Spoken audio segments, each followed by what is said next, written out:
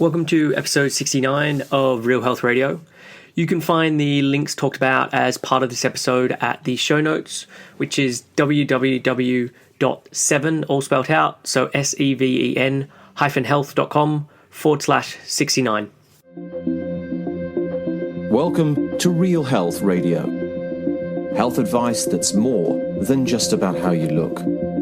And here's your host, Chris Sandel.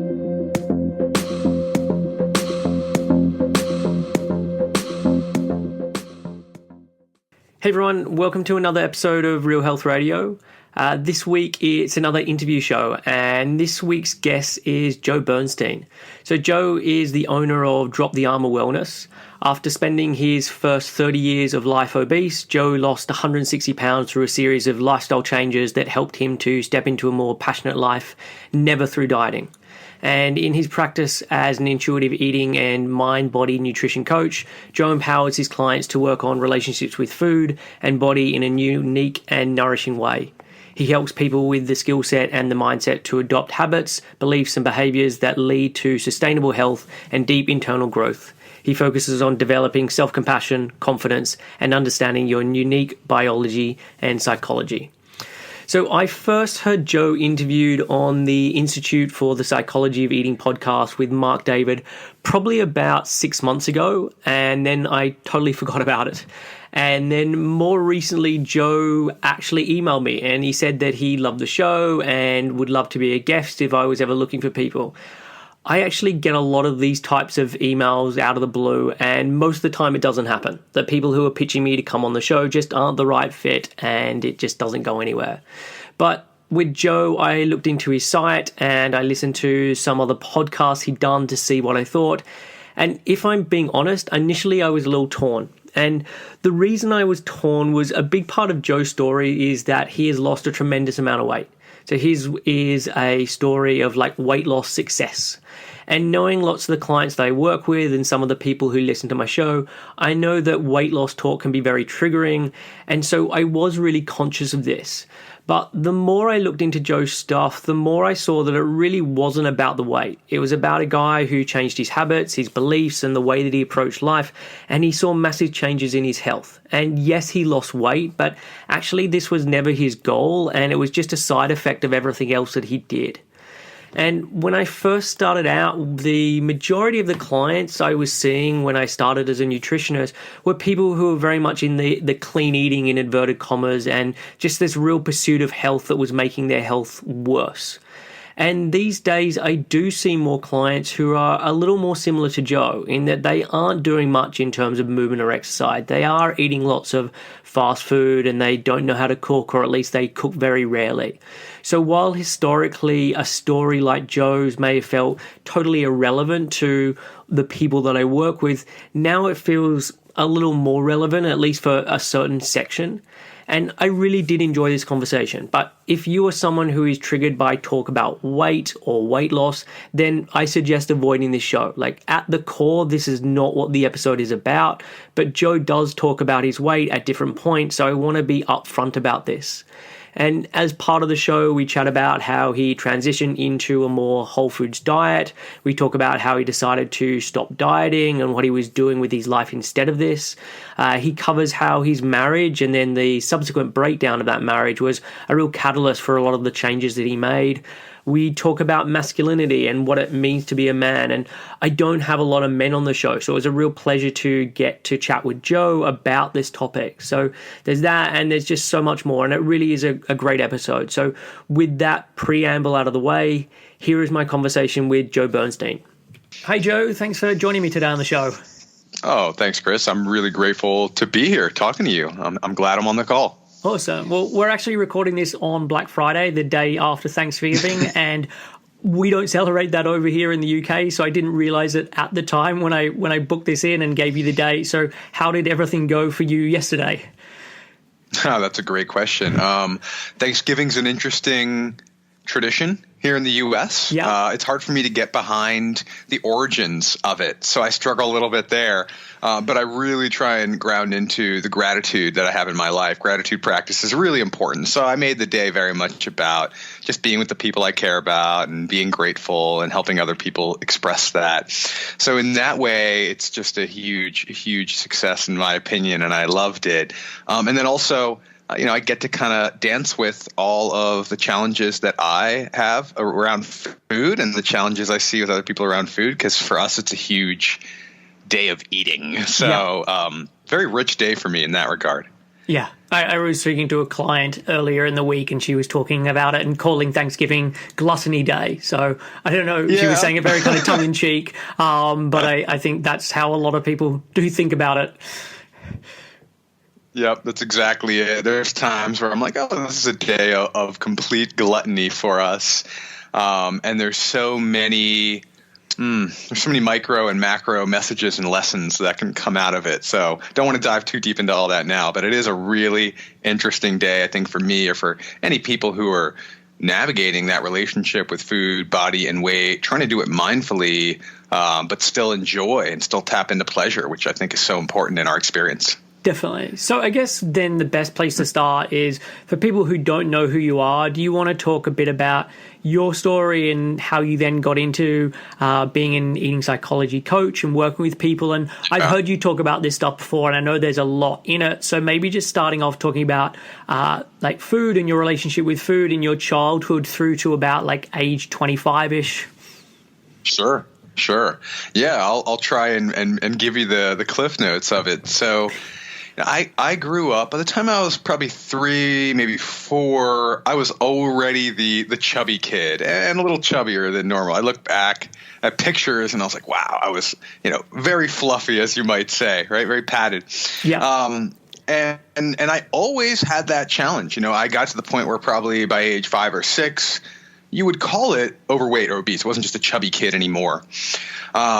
And that really, being different in that way, shaped a lot of my way of being with the world, a lot of my identity, a lot of the way I behaved, a lot of the way I related to other people, family, friends, teachers, coaches, the whole deal. Is there a moment you remember when you first remember feeling that feeling of noticing your weight? I don't remember that feeling. I remember always, as long as I have memory of consciousness, I remember always knowing I was overweight or chubby or fat even. And if I didn't know it myself, kids are pretty unfiltered. So I knew it from other people were going to tell me, from a very young age, that I was fat. So I don't recall. I remember stories. So the way I hear it now is I remember hearing from my parents all the time, when I was a little older, them telling me that, oh, you've always been a big kid. When you were like 2 or 3 years old, our pediatrician used to tell them that he wanted to represent me when I was a lineman in the NFL, in American football. So that's a really nice way of saying, you got a thick kid on your hands. So I always remembered that, having that awareness, just knowing that was part of who I am. Okay. Yeah. Cool. Yeah. So continuing on from there, I probably started dieting. I don't have an exact date, but 7, maybe 8 years old. There are pictures of me in, right around 4th grade, where I was 9 years old or so. And there's a picture of me. It was on my parents' refrigerator for years. And that was the summer that I got thin. I was doing, I don't know what I was doing, lean cuisine or something, right? For most every meal, or slim fast. And I looked like just a normal kind of chubby kid. So I knew it by 8 or 9 years old, I was already definitely dieting. I was already yo-yo dieting by then. And who was encouraging that, or where did you get that message of I should diet? Was that something that was done in your household, or how did that come about? Yeah, great question. My family, we were always fluctuating between being on the latest diet and indulging quite a bit in pretty large, Jewish holiday meals, and we loved Chinese buffets and pizza. So we were pretty split personality. That was created. The whole family kind of did that, with my parents doing it, and then me and my 2 sisters doing that as well. We were all pretty much overweight together. Okay. Interestingly enough, my parents were not overweight in their childhood, in their adolescence, in their 20s and their 30s. When they started having kids, they became overweight, and all three of us grew up overweight. So it was just something that happened in the family. You know? Okay, fine. Cool. Yeah. Continue on with the story. Sure. Yeah, sure. So, I just remember that was always who I was. I was always challenged with weight. And I was pretty much typically always the heaviest or the fattest kid, as you might say now. I like to avoid that language a lot of the time nowadays, but that's kind of what it was for me. Moving into high school, went into high school maybe 5'3", 5'4", 230, 240 pounds. I was up and down over by the time I got through my growth spurt, and I was my full height, about 5'10". I was up and down over 300 pounds several times in high school. I played sports. So I wrestled, I played football. And so I went in these cycles of getting fit and exercising for those sports. But then over the summer or over the spring when I wasn't in sports, just kind of completely gaining tons of weight. My senior year of high school, so we're talking I'm 17 years old, I went in about 315 pounds, and I maintained that through wrestling season. Went into wrestling season probably, I guess, October, November, 315, and got out of wrestling season 240. So that's an example of what I would do in my youth. But then after I left high school, I wasn't, a collegiate athlete. I had very little discipline, very little focus, very little purpose or mission or direction as a young man. And so I just kind of let loose on many levels. And by the time I was 25, I was up to 340 pounds. And I had this pivotal experience where I finally, my mom nagged me enough to go to the doctor and get a physical when I was 25. I saw 340 on the scale. I had not been weighing myself. I was completely checked out. I was just resigned to the fact that I would be overweight, I'd be obese, and that I'd probably have health problems. And really, I just had a background story running that I would probably die young. So at 25, I saw I was 340 when I thought I was probably 280, 290, and that was enough to kind of get me starting to not diet, but just tweak a little bit of how I ate. So that's kind of up to age 25 or so. I lost a bunch of weight that summer that I saw how much I weighed, 30 to 40 pounds, just by cutting out things like soda or, chips and extra sweets and stuff at lunch while I was at work. I dropped about 50 pounds, but ended up gaining most of that back there. So up till about 25, 26, I was still up around the 300-pound range, up and down over it a little bit here and there. Okay. And I know as part of your story, you go on to lose quite a significant amount of weight. And a big part of that is then not dieting and not focusing so much on the weight, but focusing more on the habits. And I just like to hear about that process and what that looked like. Yeah, I love talking about that part.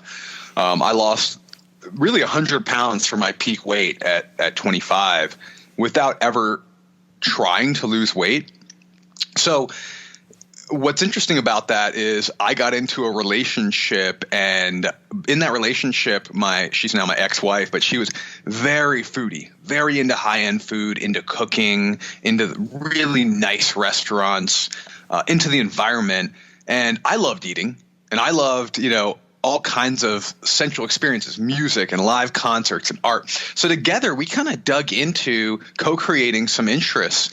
And one of the interests that created some power with us that we really dove into was food. And we got really foodie together. I learned to cook, and I kind of just went through this process of switching from low quality, what we call standard American diet, lots of processed foods, lots of fast foods, lots of sodas. I started getting passionate and excited about local food and natural food and organic food and the most sustainable and environmentally friendly ways to source that. I started to learn a lot about our industrial food system. I started to learn a lot about animal welfare. And I just started losing weight simply by getting really passionate about quality food and cooking and eating. And I was actually eating like a king. I was having really beautiful, not low calorie, not low fat meals, and losing weight doing it. And, then some other interests and other passions were created I got my first dog in that relationship, so I was very serious about being a great dog owner. So I was then up and walking 20, 30 minutes of a brisk walk every morning, first thing in the morning. So that's how I learned the power of getting some morning routine going, the power of exercising right away as the first thing we do in the morning, both mentally and physically. Started losing more weight. Then eventually I started really cutting down on how much animal product I was eating. That became real important to me, both from an environmental perspective and a physical health perspective and an animal welfare perspective.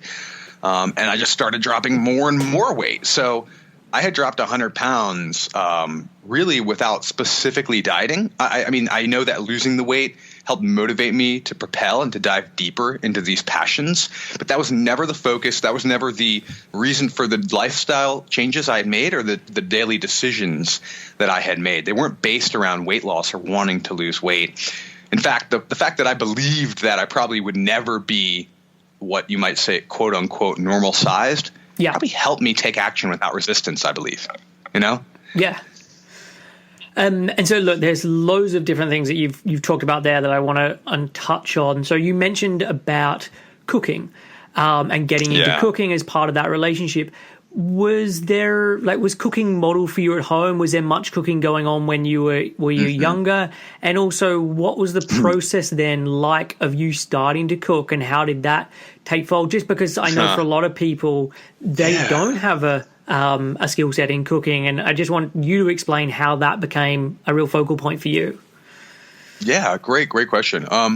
So my parents absolutely cooked. They cooked plenty. I mean, they probably cooked more meals per week than not. We certainly ate out a lot. We did a lot of takeout growing up, but they definitely cooked. I never liked their cooking. I joke with them nowadays because they actually are better cooks now than they used to be. And I joke, I never liked it that much. But all my grandmothers were amazing cooks, just phenomenal cooks. Just wonderful. I remember lots of family meals where if it was like my great grandmother or my grandma on my mother's side, if they were cooking, it was going to be fantastic. So, but my parents didn't teach us how to cook. I watched them cook here and there, but it was never something I got into. I knew how to, cook. I knew how to cook eggs and make pasta and things like that growing up. So it was not something that was really part of what I want to say my nuclear family. It wasn't a big part of our culture. My parents cooked just to get by, pretty much. And I never cooked. In my 20s, for the most part, my early 20s, it was just all takeout or microwave food. I mean, just all takeout or microwave food. Or I worked in retail, so getting food at the mall for lunch or dinner, or sometimes, or often breakfast, sometimes all three meals at the mall food court. So how I transitioning was interesting. It was kind of slow. Again, my ex-wife, she loved to cook. It was a big part of her culture and her identity.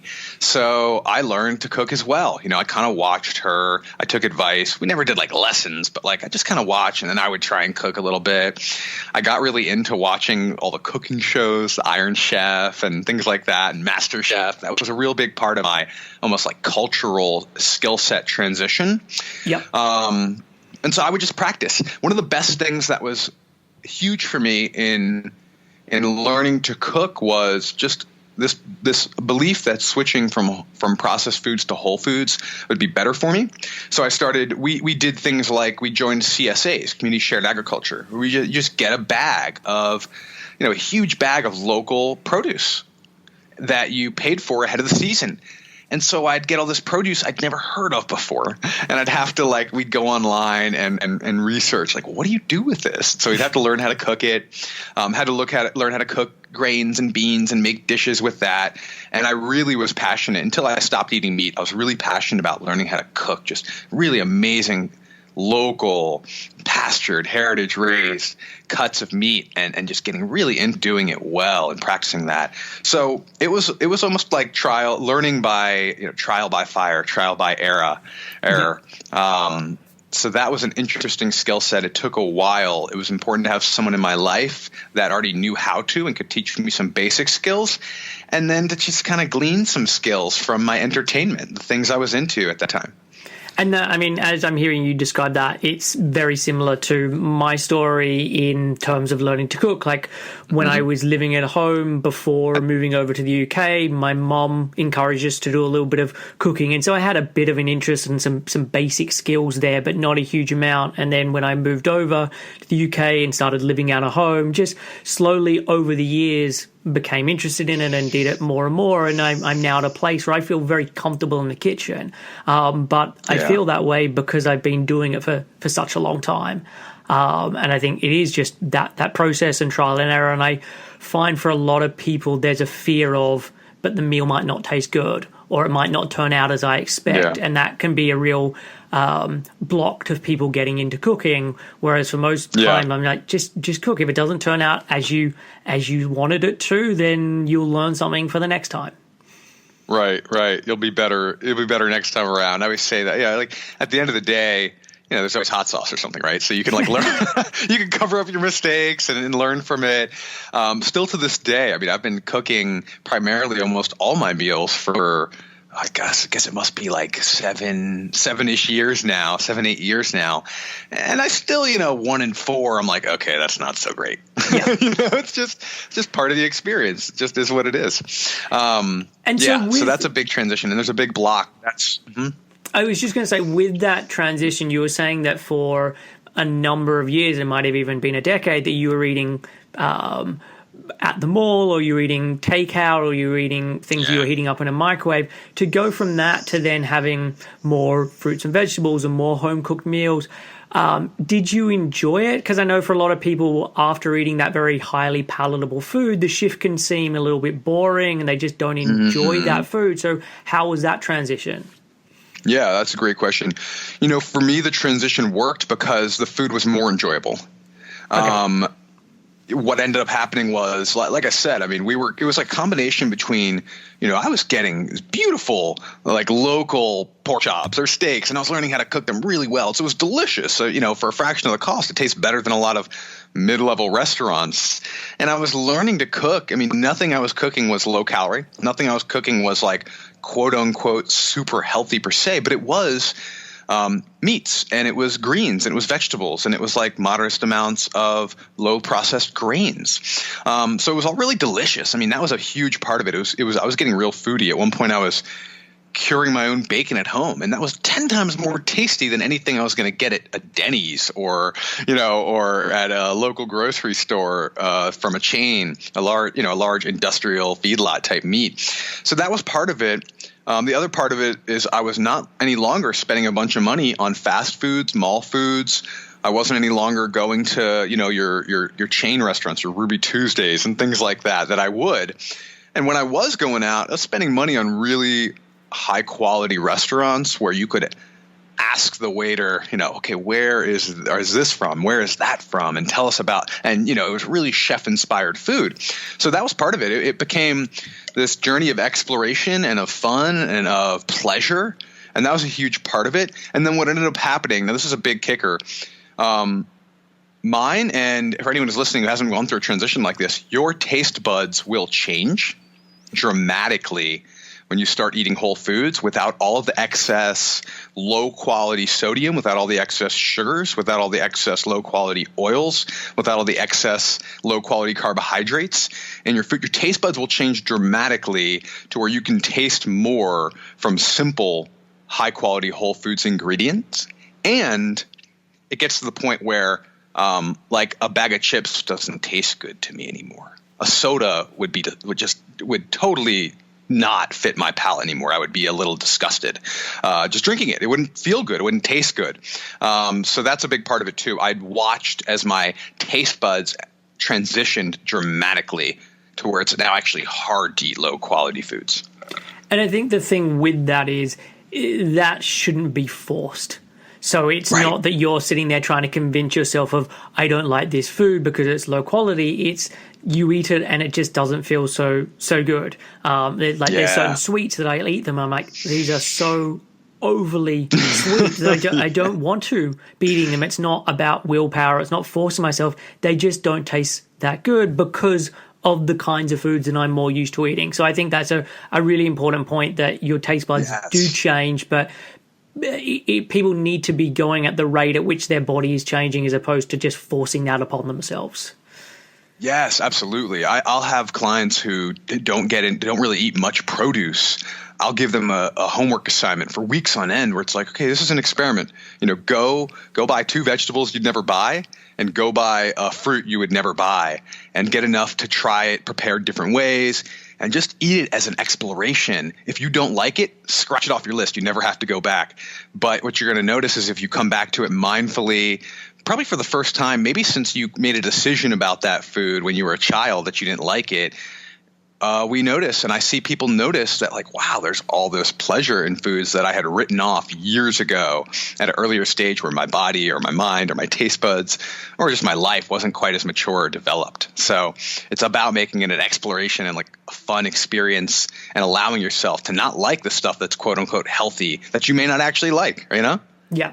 And I think when you're setting up like that, if someone can be sitting down, taking the time for the food, not eating in front of a TV, concentrating on chewing and the experience, that alone just creates a different sensation of how that food is tasted. And it just gets people to be eating food more often in that kind of a state. Absolutely. I could have a whole podcast about that particular topic. Yeah. So for you, is there anything that you can identify that helped you take that leap of faith into not dieting, into, I'm just going to focus on the food. I'm not going to focus on the weight, because I know for a lot of people that's a really difficult thing to do. Right. The interesting thing is that has become more of a challenge since I've lost the weight. I can talk about that in a moment, but what happened for me was I was just following things I was passionate about in life, and not just food, but I was starting to travel more, enjoy the outdoors more.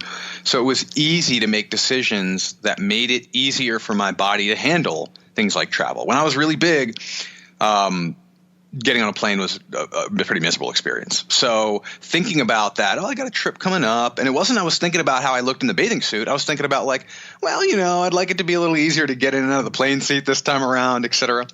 I'd like to make that next time we hike that mountain a little easier on myself. So it was never about dieting. That was a big part of it. And the other big thing that happened was I was still probably 240 or so when the relationship I was talking about earlier, when my former marriage broke up. And what ended up happening then was I just really had to examine where I was at in life and how my life at a very early stage had gotten to the point where there's already this failed marriage. And diving into learning about myself made it easy and natural to start to want to engage my body more, become more embodied, exercise because I felt great, learn how to connect with people on a deeper level, be better socially, be better in dating and in romance. And all of that aligned with decisions that helped me feel empowered, decisions that honored my emotional state and helped me learn how to be better, like I said, socially, mentally, emotionally, physically, spiritually. So it was all about just kind of coming into my own and being the best person I could be with this like second lease on life. So it was really easy to not decide like I'm going to diet. And again, along the whole way, what ended up happening was I just kept moving into new phases of life, taking on lifestyle changes that resulted in the weight loss. So it was real simple for me to not have to jump into that. My story, I think, is a little unique. In that way. And I know that the people I often help and people I often work with, they're not in that same place. And we have to kind of find ways to create that same type of movement for them, but knowing they're going to still have the goal. They're working with me because the goal is to have a better relationship with body and food and weight. And maybe it is to lose weight, maybe it's not.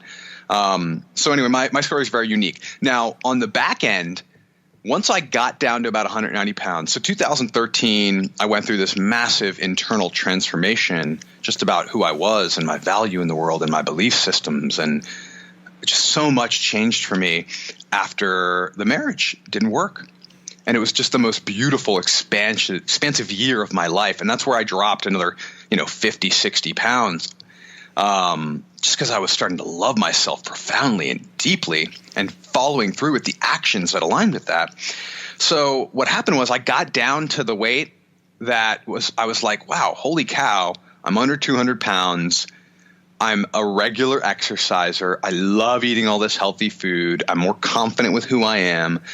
Now I was at this weight, 180, 190, and that's when I started having to better navigate the experience of trying to maintain, and when at times where the weight would go up a little bit, really try hard to remember the way I got there and not dive into what I would call dieting consciousness. So the last few years have really been me trying to proactively stay off the dieting bandwagon, the dieting train, if you will. And I've done it pretty successfully. And I won't say it's that easy. It's a real challenge. I have to be very conscious and mindful of it. And really take on the mindset of, I didn't diet to get here. Dieting's never going to be the thing that's going to help me maintain it. Yeah. Well, I mean, that's really, really interesting to hear your story on that. And one of the things I do want to make clear as part of this is there are lots of reasons why someone can be heavier, and sometimes this is associated with poor health, and other times it's associated with them being in good health. And I do find that there's a tendency when people hear stories like yours, where someone lived off more of a processed food diet or did minimal exercise, that they just assume that that's the same reason for everyone that is heavier. And from my experience, that is definitely not the case. And it's not so simple. And I think someone like yourself is the kind of person who's going to more likely see changes in their weight because of the changes that you made more than other people, where it's been driven by stress, or it's been driven by some like loads of other things that are causing that. Right. And on that point, so it's really important to also dive in and say, honestly, my weight was not really about that food. The way I grew up and the weight that I had on my body and that extreme weight that I had on my body, it really wasn't because of eating the processed foods and eating copious amounts of food. That was just a symptom of not having a lot of love for myself, not having a lot of belief in myself, truly, honestly thinking in very limiting ways about who I was, believing my identity was that of someone who was overweight, who was slower, who was less valuable. I like to say I had a lot of self-esteem. My parents were good at building that, but I didn't have a lot of self-confidence. I didn't have a lot of belief in my ability to create or to achieve or my value per se. So really my weight was, it was about, certainly my body responded hugely to changing the way I ate, but I'm pretty confident we wouldn't be sitting here talking about this if I didn't dramatically transform internally who I thought I was, how I felt about myself, how I managed stress and anxiety, and how I engage with the world and the value that I saw that I could bring to the world as a creator rather than just a consumer. So I really want to make sure that that's clear is my transformation was so much more about the internals leading to these external changes, like moving away from processed foods, and all of my diving into fitness and such was never about weight. It was about believing that I had value to bring to the world and that I give more value when I'm anxiety free and I'm clear and I'm energetic and my mind is sharp. So I really just wanted to, that's what came up for me when I heard you say that last bit, and I want to share that. Totally. And I would love to then hear you talk about how did you transition into being someone who wasn't self-confident into starting to think, what, maybe I can do more in the world, or maybe I am able to do X, Y, and Z that I didn't believe I could do before. Like, how did that come about, and what were some of the things that you did? I know you mentioned about travel or getting into exercise, but were there other programs, or there other books, or there things that you thought or feel are really influential as part of that change? Absolutely. So I'd like to say that there was an unconscious part of that. The unconscious part of that was when I was still in my former marriage. And essentially I just started doing more that felt in alignment with being healthy and with being passionate about, like I mentioned, the environment and travel and getting outdoors and animals. Like we were fostering pit bulls and really taking that very seriously. I started to develop interests that I didn't have. In my early 20s, I liked sports and video games, and I went to concerts, and I liked getting inebriated, right? And it was kind of the standard stuff that a guy in his 20s, especially here in the States, I don't know about over there in Europe. I think there's some crossover. Yeah, look, right? I was ticking those same boxes, so I know what you mean. Good. So that was part of it. Part of it was a woman coming into my life and saying, hey, buddy, you got a lot more than this, so let's go there. And so that was part of it, was that relationship. I'll be honest. I'm very authentic. I'm very vulnerable about this. It was very dysfunctional, very unhealthy in many ways. The relationship itself was not good, and it was painful.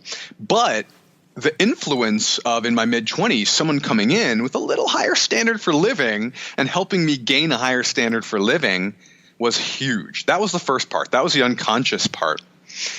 The conscious part came when that relationship fell apart, and I looked at myself and I said, now keep in mind, I'm still 240 pounds at this point.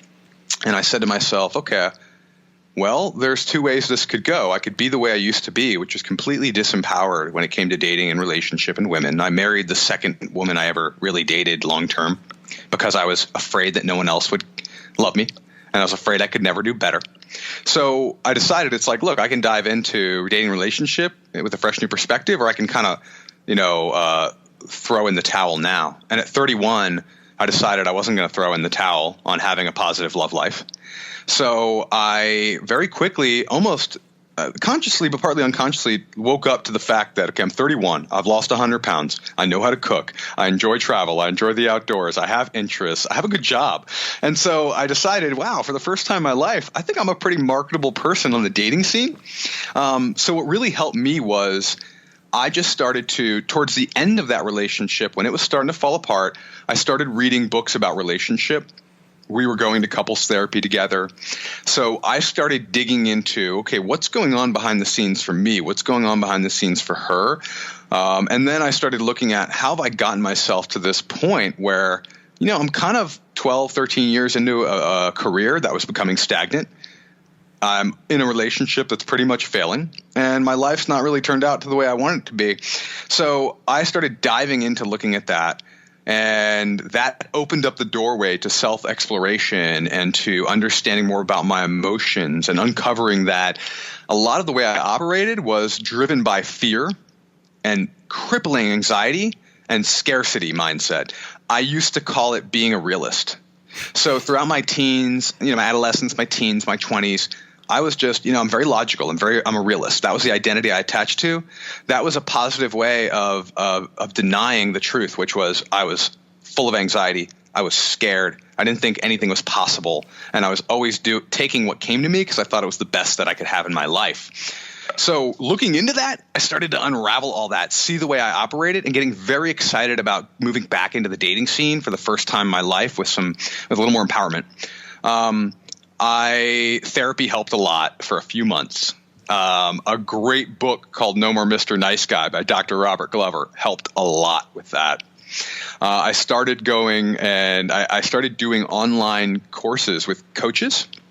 Yep. So I did a men's online dating course, and I've always been hugely into valuing, respecting, and honoring women. My mom was like a feminist in the most positive way. She just was all about helping me realize growing up the value of women and how to treat women positively and powerfully. She was never anti-man, which I think is really important. And I had two sisters that I was very connected to, and grandmothers I was very connected to. So I was always respectful of women. So there's a lot of stuff out there in that men's dating community that's very it's lacking integrity. It's lacking ethics, a lot of the pickup artist stuff, and I couldn't buy into that. But there's a flip side of that coin. There's some very heart-centered, very grounded, very loving of self and loving of women, teachers out there that teach dating and relationship skills. And I did a course that really changed my life, like a 10-week course that hugely changed my life in that. I also did some online courses on authentic social influence that helped me to understand how I operate socially.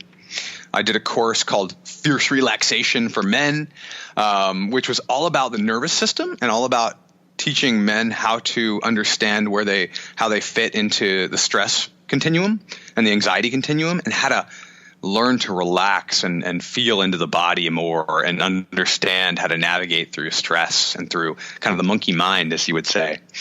So those were big turning points for me in changing how I related to myself and the world, and that helped me move into that really empowered place where everything I was doing was to show up the best way I could.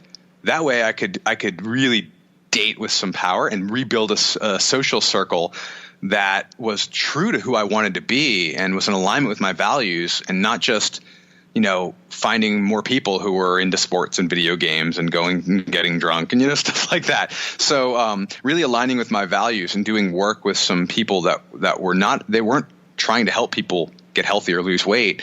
But if you were doing that kind of work, my opinion is me doing that kind of work led me to realize all these things I needed to do to show up powerfully. And that led to me losing even more weight, and really caring for my body, creating what I call fanatical self-care nowadays for my body and my mind. Wow. One of the things you touched on then, and I know you've written an article about masculinity for Psychology of Eating website, which I really enjoyed. And you mentioned as part of that about growing up with masculinity that was demonstrated to you that was fairly toxic and that you wanted to reject. And I'd like you just to kind of touch a little bit on that, but also where you feel these days like masculinity is, and how it should be, just in the context of what you were just chatting about. Yeah. Okay. Got it. That's a very multi-layered question. Yeah. So for me, I'll start with this. My dad had the anxiety that I have, because I still have anxiety. It's just I have a naturally sensitive nervous system. I'm hardwired with old tapes that like to run negative stories, right? And so learning how to manage that has been a huge part of my transformation. It doesn't come into play daily most of the time nowadays, but I still have to manage it. So let's just say I have anxiety. It's managed, I want to say, beautifully. But my dad has anxiety probably that I have times 10. And he did not have the tools and the technologies and the teachers that I had growing up. He still is, for the most part, a very stressed individual.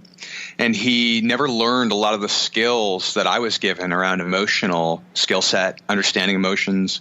A lot of his generation, I think, whether it's here in the U.S. or in other countries, men weren't allowed to be emotional and express emotion. So the only way he expressed emotion growing up really was when he would get stressed and anxious and fearful and get angry. And he was never like abusive per se, but that was the only expression of masculinity I saw. He was very angry at times, and he gave everything to creating a living and a financial backing for our family, meaning he worked, and that was what he made his purpose. His only purpose was providing for us.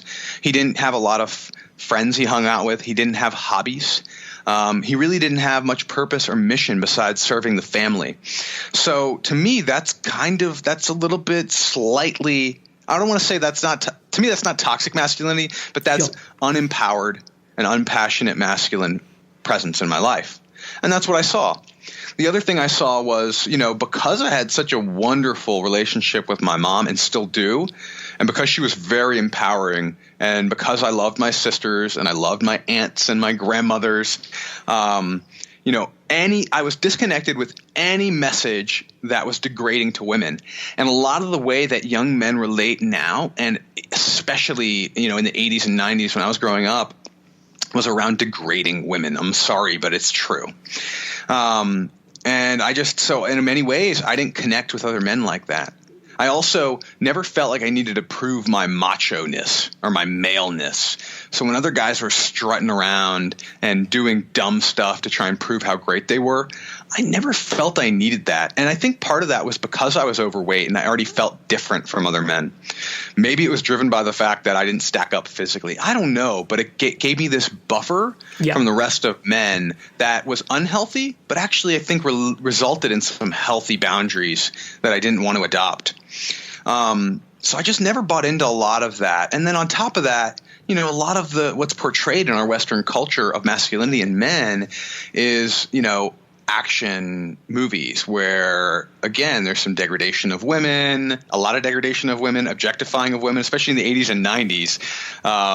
Women were in those kind of movies and TV shows were just eye candy, right? We're just there for the male viewer to give them one more thing to watch, like an explosion, and so I loved certain things. Like I love sports. I love pro wrestling, but a lot of that had a very a narrative that really actually degrades men too. It really makes men's value about how big they are, how strong they are, how good they are at blowing things up, or how good they are at saving the woman, or how handsome they are, or how much muscles they are, or how high they can jump. So really there was a lot of toxic masculinity, and there was a part of me in my gut that always knew that was pretty shallow. So I disconnected. I also, because of my weight, didn't feel like one of the guys, like I already mentioned. So I really didn't have a lot of male friends. I didn't have a big male social circle. I never did. So I felt very disconnected from men. And certainly there's some relationship stuff with my dad that I'm really working hard on right now. Him and I have been trying to get closer and closer and dig in. But there's some relationship stuff with my dad that kind of had me disconnected from men and disconnected from masculinity. I also was taught, like many men, that, hey, to make women happy, you just have to be really nice to them and placate them and, kind of sacrifice your own identity and your own interests. So again, that was part of me kind of neutering my masculinity and my maleness in many ways. Wow. So you asked about how it was just then more now, about too, right? where you think that where you are now with all of that. So with that as the background and then all the work that you've done, where is it sit now? And I do want to say, I love everything you're saying, and it's I don't have that many women on this podcast show. So it's a topic I'm really excited to talk about. And I know there's a lot of a focus on how women are affected by the media and Instagram and dieting and messages that are sent to them. But I also think the same thing happens to men and boys, and the social construction and imagery and beliefs about what it means to be a real man. There's a really fantastic documentary called Tough Guys by a guy called Jackson Katz. Have you seen that before? Wow. No, I haven't, and I'll have to take a look at that. Another really good one that just came out last year is called The Mask We Live In, and it's just about this whole topic about how we condition boys to I've seen that's on Netflix. Very powerful stuff. And I'd love to talk about this. So this is something I do end up working with a lot of men. And I've had plenty of men who have some toxic body image challenges that really create their world. So I have worked with that. And also I'm very interested in men's health mentally and emotionally and spiritually. I do a lot of work in a men's group for Mankind Project.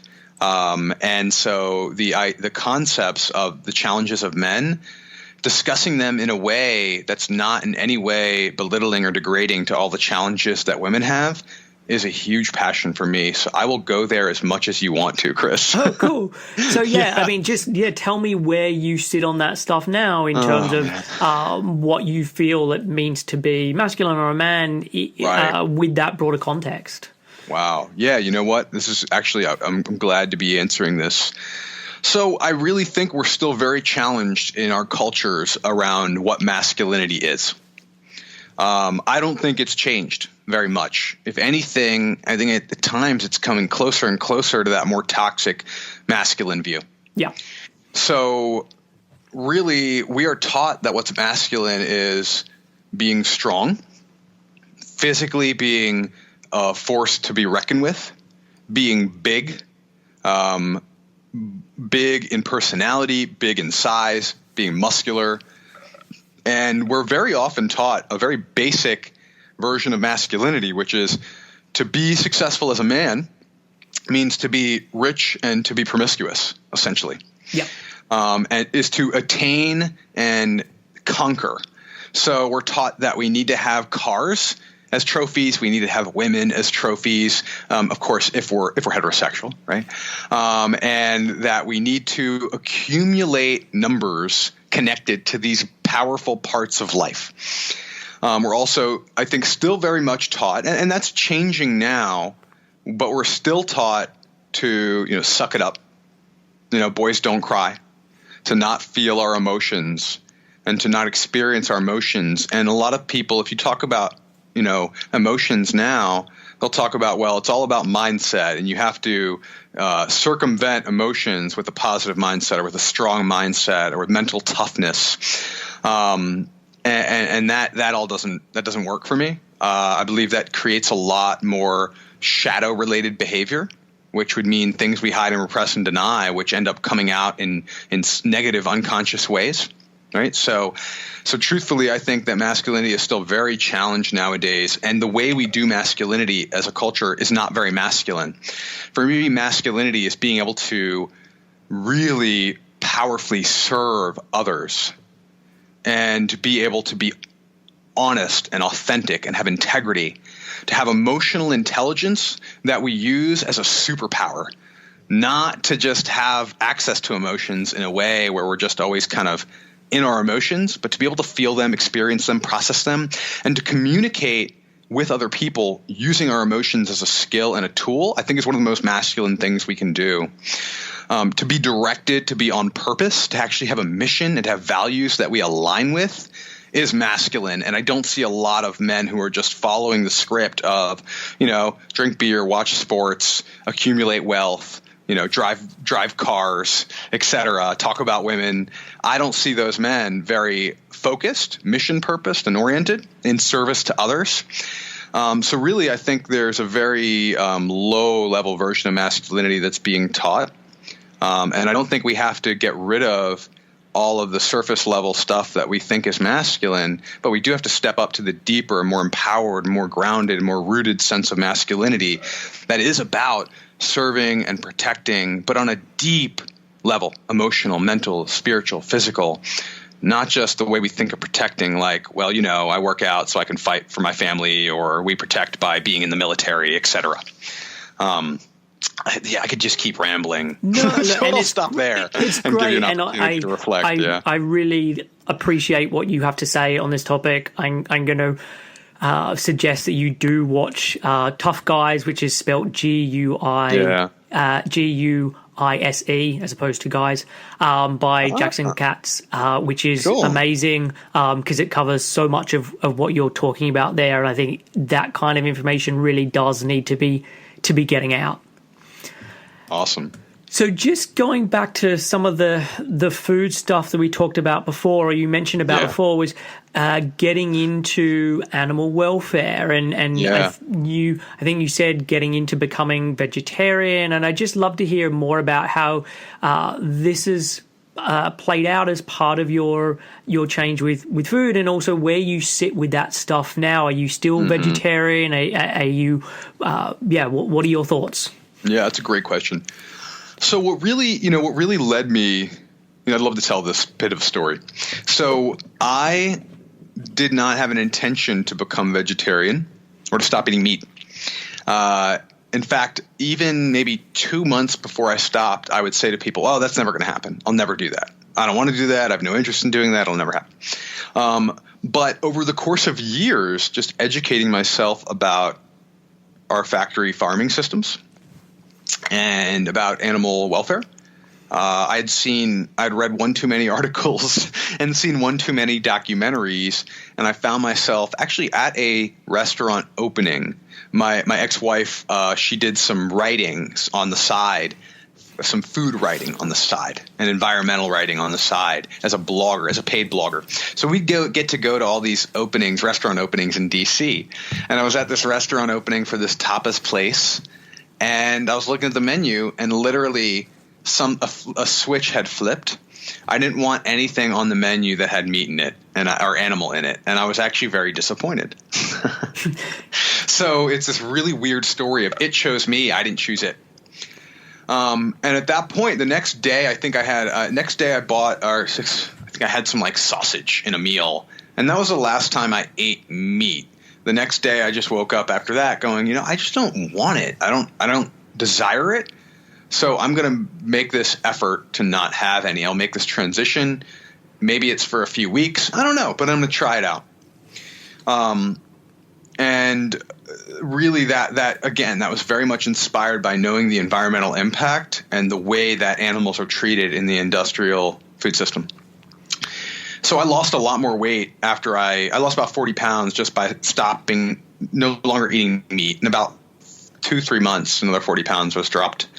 And then after about 2 weeks of that, I said, well, if I can move away from meat, I can move away from dairy. And oh my gosh, moving away from dairy was really empowering because I recognized that I had been on medicine for acid reflux since I was 15.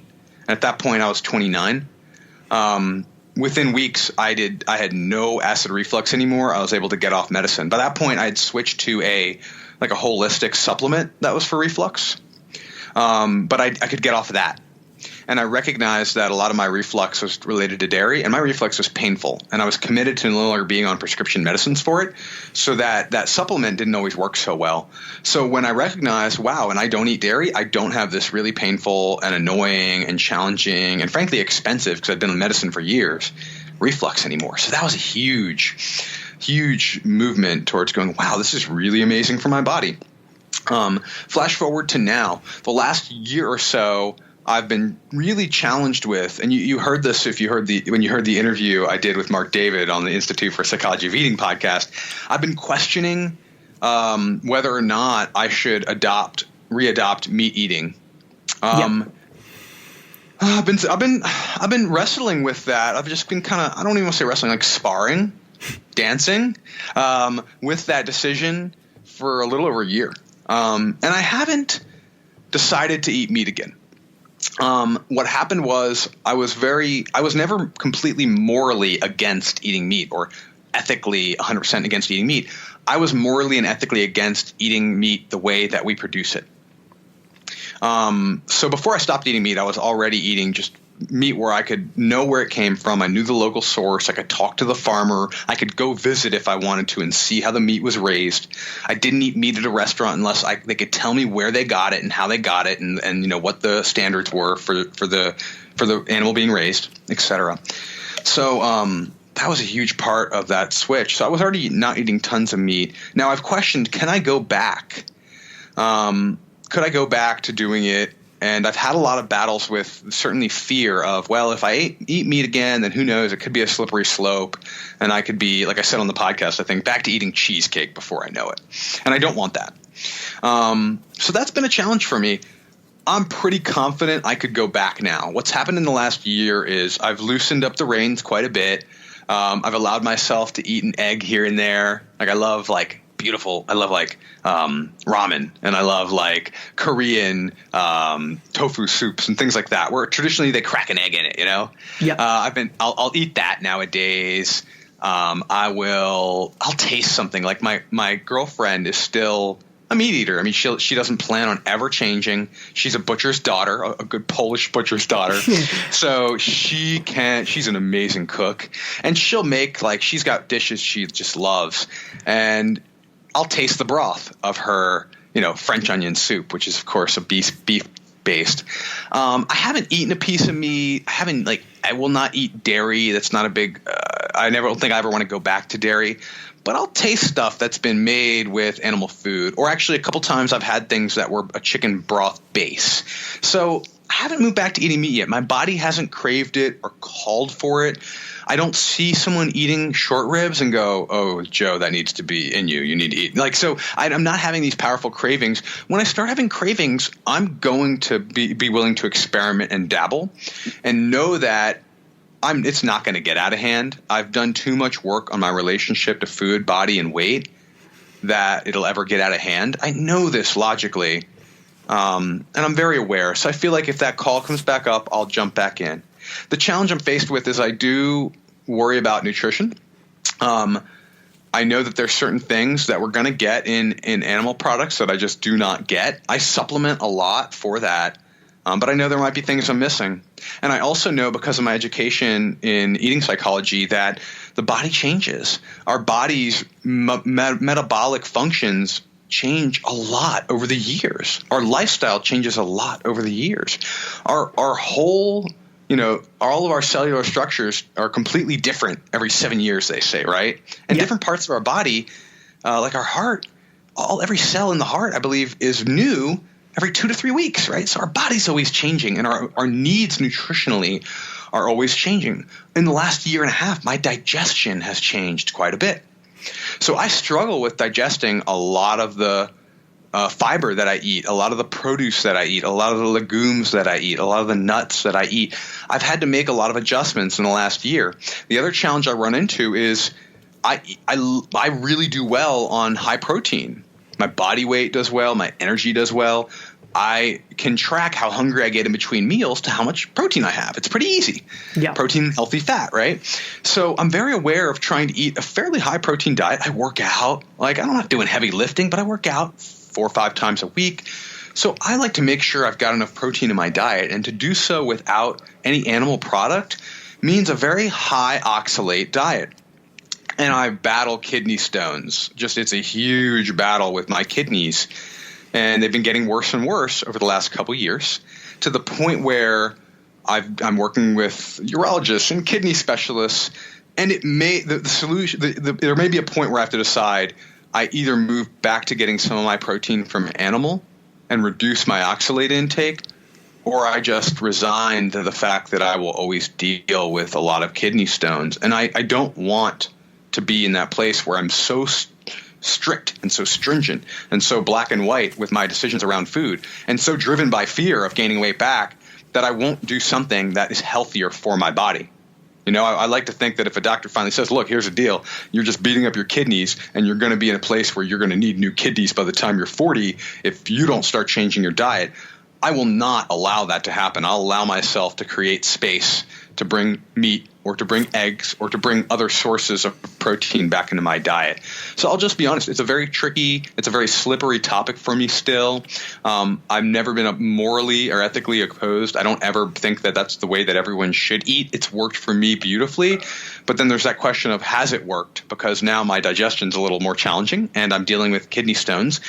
Clearly the diet metabolically is not the best thing for me. So yeah, I'll leave it. I'll stop there for a moment. I'd love to hear what you hear in that and hear your response or reflections in that. My reflections with that is, while I think it's good that people have beliefs and ethics around food, I don't want those beliefs to get in the way of someone's health. And I have previous lecturers and previous people who were who I know who are vegans or vegetarians, and even when they've seen that has started to destroy or really negatively impact on their health, they are making the decision of, I just can't change the way that I eat.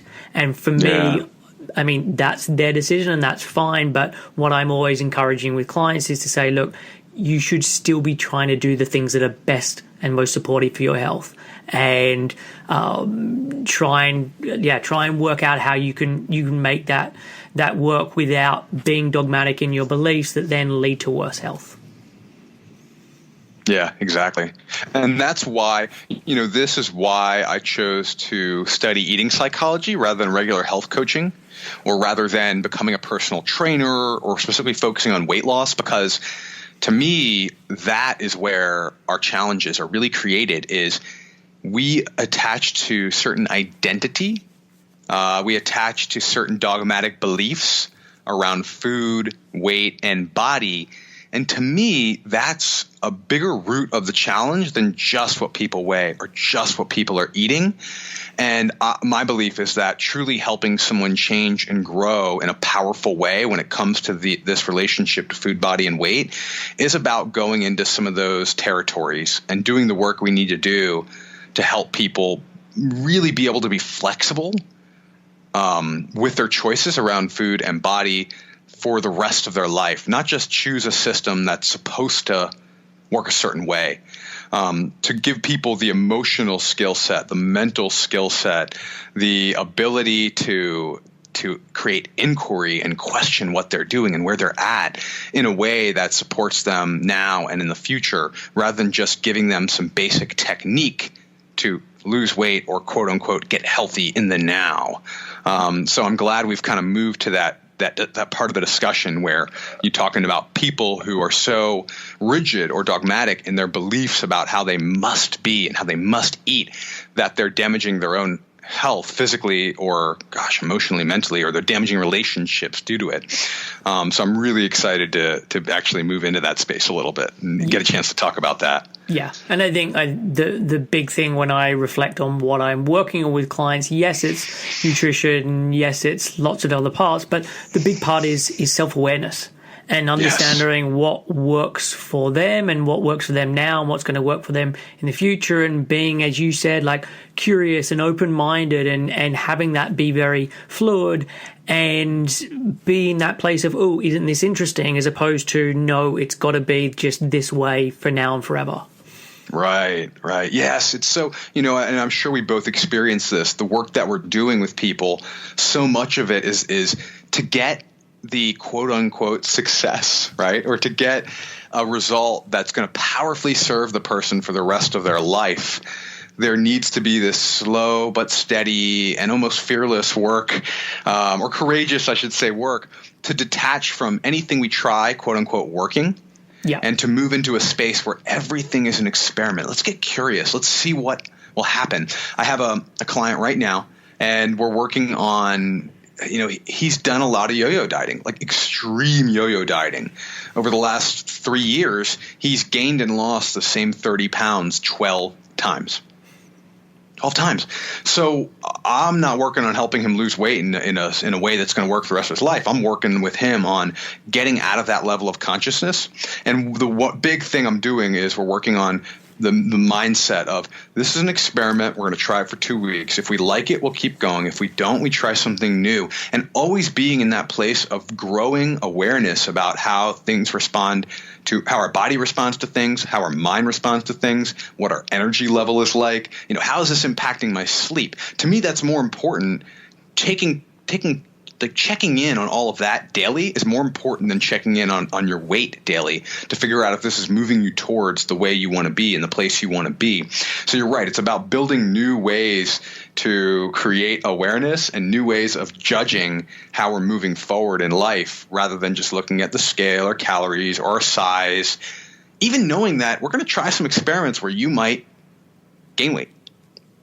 Trust in the process that we're going to be able to get you back where you want to be, but we need to do this to learn about your body and to learn about your mindset and to learn about the psychology and the thought patterns that pop up when we try X, Y, or Z. So you're right. It's so much about cultivating awareness and the mindset of being in that experimental mood all the time.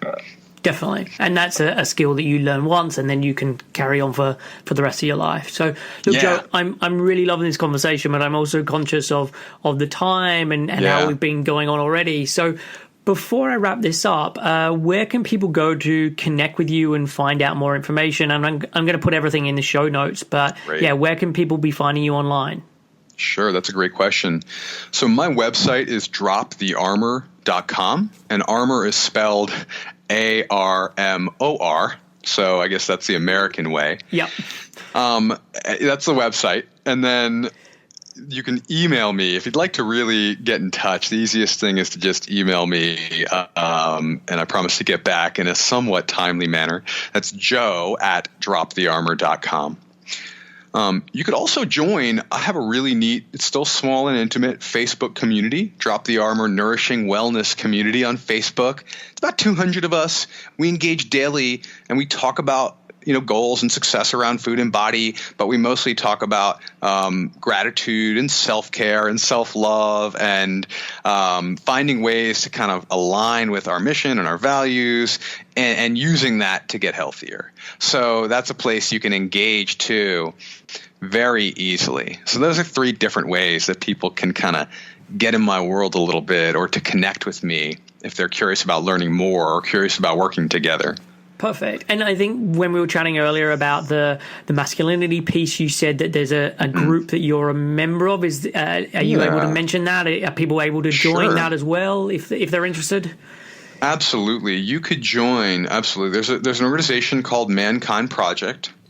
I will say that I am not any sort of pub PR representative for Mankind Project. I'm just a guy who really digs it, and it's helped me a lot. because it's a community of men that care for each other and care for each other's growth. And whatever that means to us, they honor it rather than trying to create an image for how we should all change. You can just look at mankindproject.com or .org, I think, actually. Okay. There's lots of handles. It is international. It's all over the world. There's been over 70,000 men who've gone through an initiation weekend, and we have weekly or biweekly we call integration groups all over the place. But that's just something that I now am involved in and that I volunteer in to help staff men's initiation weekends. It's not in any way part of my business, and I'm not in any way professionally affiliated with Mankind Project. It's just a great organization. Perfect. Well, look, as I said earlier on, you are one of the few people I've had on who's been able to talk about this stuff. So I thought if you knew of any resources, it would be great to be able to point people in that direction. So absolutely. Thank you so much, Joe, for coming on the show and sharing your story and your knowledge. It's been a pleasure chatting with you. Oh, thank you so much, Chris. I always want to express gratitude, but it's the day after Thanksgiving, so I want to express extra gratitude. I'm grateful for you having me on. I want to take 30 more seconds to say I love your show because you give us both. You give me the science of the body, and you also give me all the mindset and self-love and kind of personal awareness sides of the fence. I really love the balance that you represent. So I'm a big fan of your show, and I'm grateful for the opportunity to come on and just share a little bit of my experience and my story and talk to your audience a little bit. So thank you so much for having me on. I really, really appreciate it. I've loved the conversation. I feel like we could go on forever. Definitely. Well, look, thank you so much for your kind words, and it's great to hear that you listen to the show. So perfect. All right, Joe, well, thank you so much. Oh, you're welcome. Thanks for listening to Real Health Radio. If you are interested in more details, you can find them at the 7 Health website. That's www.7health.com.